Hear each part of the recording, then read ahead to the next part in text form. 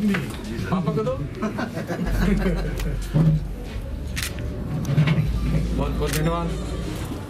चला जाएगा क्या आप एक साथ इतने मीडिया, इलेक्ट्रॉनिक मीडिया और प्रिंट मीडिया के लोग उपस्थित हैं। देखिए, पश्चिम बंगाल की धरती बोलती है, कमल ही खिलेगा, कमल ही खिलेगा। माननीय प्रधानमंत्री आदरणीय नरेंद्र मोदी जी का काम और उनका नाम की अमिट छाप है पश्चिम बंगाल के लोगों में। अब माननीय प्रधानमंत्री जी के नाम और काम पर बंगाल के भाइयों बहनों को भरोसा है। माननीय प्रधानमंत्री जी के दिल में पश्चिम बंगाल के लोग बसते हैं और पश्चिम बंगाल के लोगों के दिल में माननीय प्रधानमंत्री बसते हैं। कल माननीय प्रधानमंत्री जी का सुभाष चंद्र बोस जी की जयंती पे आना और इस देश के पहले प्रधानमंत्री है। आज मैं लोगों की भावना बोल रहा हूं कि जो अपने सर पे आजाद हिंद फौज की टोपी लगाकर तिरंगा लहराए हो, लगा कि पश्चिम बंगाल के भाइयों बहनों को और देश के सभी देशवासियों को कि ऐसा प्रधानमंत्री जो अपने महापुरुषों के इतिहास पे गर्व करते हो और इतिहास के बलबूते पर भारत के नए इतिहास रचने का जिन्होंने कदम उठा लिया, संकल्प ले लिया, हमारे आदरणीय प्रधानमंत्री जी एक भगीरथ हुए थे जिन्होंने मानव कल्याण के लिए और लोगों के जीवन में खुशियां लाने के लिए शंकर की जटा से गंगा को इस धरती पर उतारे थे। हम सब गंगा मैया के तट पे यहाँ अभी बैठे हैं।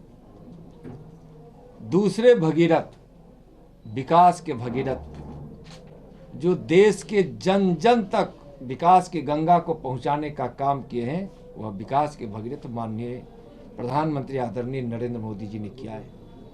लेकिन पश्चिम बंगाल में विकास के भगीरथ नरेंद्र मोदी जी की विकास की गंगा को रोकने का हर संभव प्रयास ममता बनर्जी जी कर रही हैं, जिसके कारण देश आगे की ओर बढ़ रहा है। लेकिन पश्चिम बंगाल में विकास थम गया है, रुक गई है। लोकतंत्र से पश्चिम बंगाल की सरकार ने विश्वास खो दिया है। मुख्यमंत्री ममता बनर्जी जी ने विश्वास खो दिया है।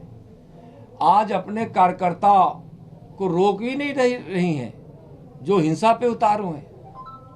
जगह जगह डराना और धमकाने की करतूत से पश्चिम बंगाल के लोग, जिन्होंने दुनिया में यह दिखा दिया था पश्चिम बंगाल के शेरों ने कि पश्चिम बंगाल को कोई गुलाम नहीं बना सकता, और जिस प्रकार से लोकतंत्र में गुलामी का कोई मतलब नहीं होता, अत्याचार हिंसा का कोई मतलब नहीं होता, और पश्चिम बंगाल की सरकार इन चीजों में विश्वास कर रही है, जिसका आक्रोश पश्चिम बंगाल के लोगों में है।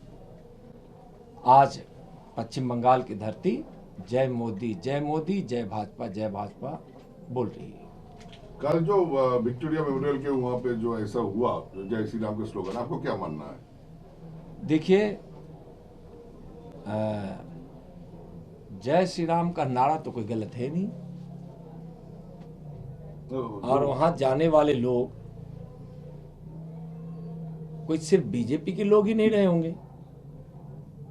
और जय श्री राम का नारा कोई बीजेपी का सिर्फ नारा नहीं है, यहां तो जन भावनाओं की उद्गार है जय श्री राम। और जय श्री राम का नारा अगर बोल भी दिया गया, यह मैं कह रहा हूं, तो उस पे उतना आक्रोशित होने की जरूरत क्या थी? नहीं, पहले से क्या जय श्री राम के नारों से इतना नफरत? और आप एक चीज देखे होंगे, जब से जय श्री राम के नारों को रोकने के लिए कदम उठाई है ममता जी, उस समय से जय श्री राम का नारा और बुलंद हुआ है। आज आए नहीं, सरकारी प्रोग्राम में कोई सरकारी तंत्र की तरफ से तो जय श्री राम नहीं बोला गया था। कोई सरकार की योजना में तो कोई जय श्री राम नहीं था। वहाँ आम लोग भी आए थे, कोई सरकारी अधिकारी लगाए हों, केंद्र सरकार के कोई वहाँ मंत्री लगाए हों, मैंने जय श्री राम तो कोई लगा सकता है। सरकारी प्रोग्राम था तो सरकारी एजेंडा में जय श्री राम नहीं था, लोगों की भावनाओं में जय श्री राम थे। अब जय श्री राम कोई बोले, उसको कोई कहे कि गलत हो रहा है, तो मेरे हिसाब से तो गलत नहीं। आप लोग बोलते हैं जो पीसी भाई को परिवार तंत्र का बात आता है जब टीएमसी की सरकार में, तो आज अभिषेक बनर्जी ने साउथ चौबीस परगना में वहाँ पे बताया है जो अगर ये बिल लाया जाए जो एक ही परिवार से एक ही आदमी राजनीति करेगा तो वो काली राजनीति छोड़ सकता है। जैसे शुभेंदु अधिकारी के घर में 5 आदमी पॉलिटिक्स में है, वो भी पद पे है, सांसद है, एमएलए है, ऐसा बयान दिया है। देखिए मैंने भारतीय जनता पार्टी क्या कहती है, परिवार तंत्र में, परिवार में, तो यह कोई नियम कानून लाने के लिए नहीं है, यह एक लोकतांत्रिक व्यवस्था में लोकतंत्र की मर्यादा है। कोई इसको मानता है, कोई नहीं मानता है। कानून तो नहीं रोकता है ना कि आप यह करें ना वो करें। और जहाँ तक शुभेंदु दादा की आपने बात कही है, उनके परिवार के लोग तो पहले ही से राजनीति में उस स्थान पर स्थापित हैं। कैलाश जी के बारे में भी बोला गया, मुकुल राय सबके बारे में ही था, राजनाथ सिंह जी के बारे में भी था। देखिए मैं आपको यह बता रहा हूँ कि सब लोगों का अलग अलग कार्य क्षेत्र, कोई अब क्या है ना कि सत्ते के बल पे, अपने बुआ के बल पे राजनीति में स्थापित हो रही है। कोई कार्यकर्ता उस प्रकार से काम करके कोई आगे बढ़कर आता है, तो जिस प्रकार से आपने जिनका नाम लिया तो उसकी बात है। दोनों है कि एक परिवार बाद में परिवार के लोग जो कहते हैं वह कानून होता है। कोई हमारी पार्टी में परिवार का कोई दूसरा सदस्य आता है तो परिवार के नियम के अनुसार नहीं, पार्टी के नियमों के अनुसार वह काम करता है, वह उस असूल को मानता है। और यहाँ थोपा जाता है, अभिषेक बनर्जी जी को थोपा जा रहा है। शुभेंदु जी के परिवार तो पहले से राजनीति में उस प्रकार से स्थापित है, और वो यहाँ परिवार के लोग कानून बना देता है। वहाँ हमारे यहाँ परिवार के लिए कानून नहीं बनता है, पार्टी परिवार के लिए नहीं होता है, सरकार परिवार के लिए नहीं होता है। यहाँ ममता जी की पार्टी ही परिवार की पार्टी हो गई है, जो उनके भतीजा कहेंगे वही होगा, उनके लिए ही सब कुछ होगा, उनके लिए ही सरकार रहेगी, उनके लिए ही सरकार बनेगी, जो चाहेंगे वही होगा। जनता से कोई मतलब नहीं, विकास से कोई मतलब, इसमें बहुत अंतर है। कल उन्होंने ये भी बताया, क्या वो पूछ रही थी, पूछिए। नित्यानंद जी आप एक एक करके आप एक पूछ लिए तो हाँ बोलिए। आपने अपने बिहार में पिछले 3 बार आप विधानसभा के सदस्य रह चुके हैं, तो आपने अडवाणी जी का रथ यात्रा निकलवा दिया था, राम रथ यात्रा। तो आप बंगाल में, पश्चिम बंगाल जो निर्भीक यहाँ के लोग हैं, उनको कोई भी ताकत उनको अपने मताधिकार से रोक नहीं सकती है। यह भय का वातावरण बनाया जा रहा है। वह वही रास्ता अपनाता है, इतिहास उठाकर देखिए, इस रास्ते पे वही जाता है जिसके दिन लद गए होते हैं, जिनकी सत्ता समाप्त होने वाली है, जिनकी पार्टी समाप्त होने वाली है। टीएमसी समाप्त होगी, ममता जी की सरकार समाप्त होगी, कमल खिलेगा और पश्चिम बंगाल में विकास की धारा बहेगी। पिछले निर्वाचनों में देखा गया है, बार सख्त निर्वाचन होगा, बूथ में सेंट्रल फोर्स रहेगा, मगर दिखने को नहीं आया कोई भी बूथ में ऐसे देखा गया है, ज्यादा से ज्यादा बूथ में सेंट्रल फोर्स नहीं है। देखिए मैं बताता हूं, निर्वाचन आयोग ने अपने विचारों को व्यक्त कर दिया है कि मैं पश्चिम बंगाल में स्वच्छ निर्वाचन कराने के लिए संकल्पित हूं। और जब पश्चिम बंगाल में स्वच्छ निर्भीक चुनाव कराने के लिए जब चुनाव आयोग संकल्पित है, जब कह दिया है, तो यहाँ निर्भीक और स्वच्छ मतदान होगा। और चुनाव आयोग को इसके लिए जिस सहयोग की जरूरत होगी, केंद्र सरकार वह सहयोग करने के लिए तैयार है। राज्य सरकार को भी लोकतंत्र में विश्वास रखते हुए उनको पूरी सहयोग कर स्वच्छ चुनाव कराने की ओर बढ़ना चाहिए। ममता बनर्जी का दावा है कि कलकत्ता को देश का राजधानी बनाया जाए, दावा है। 4 राजधानी देशों में 4 राजधानी बनना चाहिए, 4 संसद बनना चाहिए। देखिए ममता जी कह रही हैं, उस पर मैं कुछ टिप्पणी नहीं कर रहा हूं, लेकिन कलकत्ता कई प्रकार से देश की राजधानी है, क्रांतिकारियों की राजधानी है, समाज सुधारकों की राजधानी है, सांस्कृतिक राजधानी है, विचारधाराओं की राजधानी है। यहीं की मिट्टी से जन्म लेने वाले श्यामा प्रसाद मुखर्जी ने कहा था, एक विचार को दिया था कि एक निशान, एक प्रधान इस देश में रहेगा, संविधान की 370 धारा समाप्त होनी चाहिए, जिसको उन्होंने 70 साल पहले व्यक्त किया था। नरेंद्र मोदी जी ने उस 370 धारा को समाप्त कर दिया। तो पश्चिम बंगाल तो ऐसे भी विचारों की राजधानी है। अब ममता जी कह रही हैं तो किस उद्देश्य से कह रही हैं, पहले उनके उद्देश्य को जान लें, तब उस पर टिप्पणी करना उचित होगा। अच्छा, बोला जाता है हमेशा कि असदुद्दीन ओवैसी बीजेपी के साथ मिली हुई है, वो यहाँ पर वोट कटौती। बीजेपी है, बीजेपी अपने विचारों के लिए राजनीति करती है। बीजेपी की राजनीति करने का एक लक्ष्य है, सत्ता इसके लिए साध्य नहीं है। सत्ता हमारे लिए इस लोकतंत्र की मर्यादा को स्थापित रखते हुए लोगों की जिंदगी में खुशियां लाकर गरीबी मिटाने के लिए है, भारत को मजबूत करने के लिए है। तो हम अपनी विचारधाराओं पर बढ़ रहे हैं। हम भारत की सांस्कृतिक विरासत पर, इस देश को इतना मजबूत भारतीय जनता पार्टी बनाना चाहती है जो विश्व गुरु के रूप में भारत खड़ा हो। इसलिए हम विचार की राजनीति करते हैं। चलिए, भाजपा की रथ यात्रा निकल चुकी है माननीय नरेंद्र मोदी जी की प्रेरणा में। नरेंद्र मोदी जी के नाम और काम को लिए हुए रथ चल पड़ा है, विजय रथ। भारतीय जनता पार्टी का एक एक कार्यकर्ता और नेता और पश्चिम बंगाल की जनता उस रथ को खींच रही है और आगे आने वाले चुनाव में उसको सरकार बनाकर छोड़ी। आप क्या रणनीति दे? कोई रणनीति नहीं, हमारे यहाँ तो एक रणनीति है, भारत माता की जय बोलिए। भारत माता के सभी 130 करोड़ देशवासियों के जीवन में खुशियां आए। हमारे प्रधानमंत्री जी का यह संकल्प है, आत्मनिर्भर भारत का संकल्प है, जिसमें न कोई भूखा हो, न कोई बेबस हो, न कोई बेघर हो, न कोई अशिक्षित हो। 21वीं सदी भारत का होगा, यह लोग दुनिया के लोग भविष्यवाणी कर रहे 21वीं सदी है। और 21वीं सदी में भारत विश्व गुरु बनने की तरफ चल रहा है। समृद्धशाली, शक्तिशाली, स्वाभिमानी भारत, आत्मनिर्भर भारत बनकर खड़ा हो रहा है।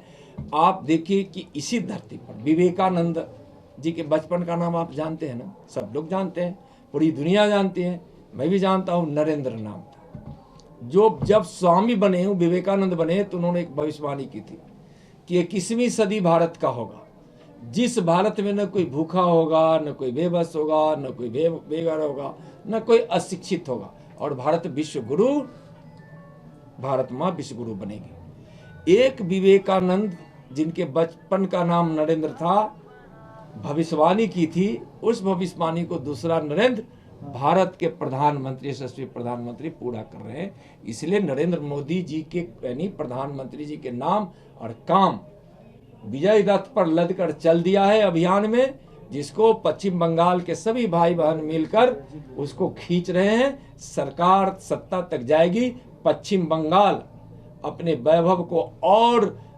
इतिहास को और मजबूत करेगा। पश्चिम बंगाल में भी विकास की गंगा बहाने वाले नरेंद्र मोदी जी की विकास की गंगा जन जन तक पहुंचेगी और पश्चिम बंगाल में भी खुशियां लौटेगी। बिहार से कितना सख्त है ये पश्चिम बंगाल का निर्वाचन? जी, बिहार से कितना सख्त है? सख्त है। देखिए, यहाँ लोकतंत्र में विश्वास टीएमसी ने खो दी है और ममता जी भी खो दी है। इसलिए लोकतंत्र की सारी मर्यादाओं का उल्लंघन कर, उसको तोड़कर, भय का वातावरण बनाकर, हिंसा पर उतारू होकर, अराजक स्थिति पैदा कर, यहाँ के लोगों के मन में भय पैदा करना चाहिए। पश्चिम बंगाल है, यह धरती सुभाष चंद्र बोस की धरती है, विवेकानंद की, रविन्द्रनाथ टैगोर, खुदीराम बोस की है, बंकिम चटर्जी जी की है। कल हमारे प्रधानमंत्री जी बोल रहे थे ना, उस धरती के लोगों को कोई क्या धमकाएगा? ममता जी, आपकी सत्ता समाप्त हो जाएगी। पश्चिम बंगाल के एक लोगों को भी आप मतदान से नहीं रोक सकते। भय में न पश्चिम बंगाल कभी जिया है, न आगे जिएगा। दुनिया के भय को समाप्त करने वाला पश्चिम बंगाल के वीर पुरुष हुए हैं। पश्चिम बंगाल को, ममता जी, आपके भय से कोई भय नहीं। आपको निर्भीक और बहुत बहुत बधाई देना चाहूंगा कि 74% से भी ज्यादा लोगों ने उनके कामों को सराहा है और कामों को सराहा है।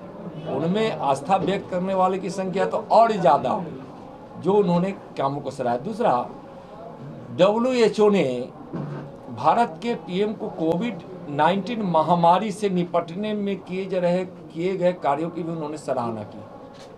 और जो आज अपने पड़ोसी तथा अन्य देशों को जो कोविड की वैक्सीन दिया जा रहा है भारत की ओर से, जो प्रधानमंत्री जी ने जिस चीज़ के लिए जाने जाते हैं, विश्व सहयोग के लिए, जन सहयोग के लिए, भारत के गरीबों के सहयोग के लिए, तो उसके लिए भी हम उनको बधाई देते हैं। दूसरा, पूरे दुनिया में कोविड-19 का टीका भारत से भेजा जा रहा है।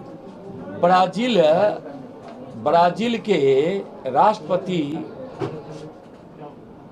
जी ने कहा है, ब्राजील के राष्ट्रपति जी ने, कि हनुमान जी का सजीवन बूटी है जिस प्रकार से, और उन्होंने ट्वीट किया होगा, आप लोग ने देखा होगा कि हनुमान जी की फोटो बनाकर और सजीवन बूटी को जिस प्रकार से लाया जा रहा है कि यह हनुमान का सजीवन बूटी। सजीवन बूटी का मतलब होता है जो प्राण रक्षक दवाएं होती, जो जीवनदायी दवा। तो सजीवन बूटी इस वैक्सीन का नाम ब्राजील के राष्ट्रपति महोदय जी ने दिया है और प्रधानमंत्री जी की इतनी प्रशंसा की है। प्रधानमंत्री जी को इसके लिए बहुत बहुत बधाई, और राष्ट्रपति महोदय ब्राजील के, उनको भी बहुत बहुत आभार जिन्होंने भारत और प्रधानमंत्री जी की इस कदम को सराहा है। इसलिए वैक्सीन पर राजनीति आज नहीं होनी चाहिए। प्रधानमंत्री जी भी कल कर रहे थे। नहीं, ये जो है आपका, हाँ, सबको, पड़ोसी देश में पाकिस्तान भी है। एक बॉन्ड पे साइन किया जा रहा है, कराया जा रहा है, इसको लेकर चर्चा आ रही है कि कोई भी वैक्सीन अगर 100% हो तो उसमें कैसे वो बॉन्ड देना पड़ रहा है? क्या बॉन्ड देके जो मुझे वैक्सीन लेगा उनको बॉन्ड पे साइन करके वो दवाई लेना पड़ रही है? नहीं, ऐसा कोई बॉन्ड पे साइन करके ऐसी नहीं कि कोई बॉन्ड पे साइन। देखिए क्या है ना कि वह एक व्यवस्था है कि हम किसी को वैक्सीन देते हैं तो वैक्सीन देते हैं तो उसका एक उसको तो रिकॉर्ड देना पड़ेगा ना, उसका साइन हो। कोई उसमें ऐसा नहीं है कि आपकी हर चीज़ के विषय में उसमें एक तरह से आपको यह टीका दिया गया, वैक्सीन दिया गया, उसका एक तरह से वह प्रमाण है, उसका रिकॉर्ड है। वो कहा है कि जो वैक्सीन दिया जा रहा है उसका रिकॉर्ड कहीं ना कहीं तो दर्ज होगा ना, उसका है। नहीं बोलो, उसके बाद जाकर बीमार हो सकता है तो वैक्सीन लेके, तो शायद उसमें उसलिए बॉन्ड लिया जा रहा है जो जिम्मेदार नहीं है गवर्नमेंट उसके लिए। नहीं, उसमें वैसा कुछ नहीं, वो तो एक साधारण सा होगा, उसमें उस तरह की बात नहीं है कि किसी के, उसमें एक वैक्सीन देने का उसमें रिकॉर्ड है।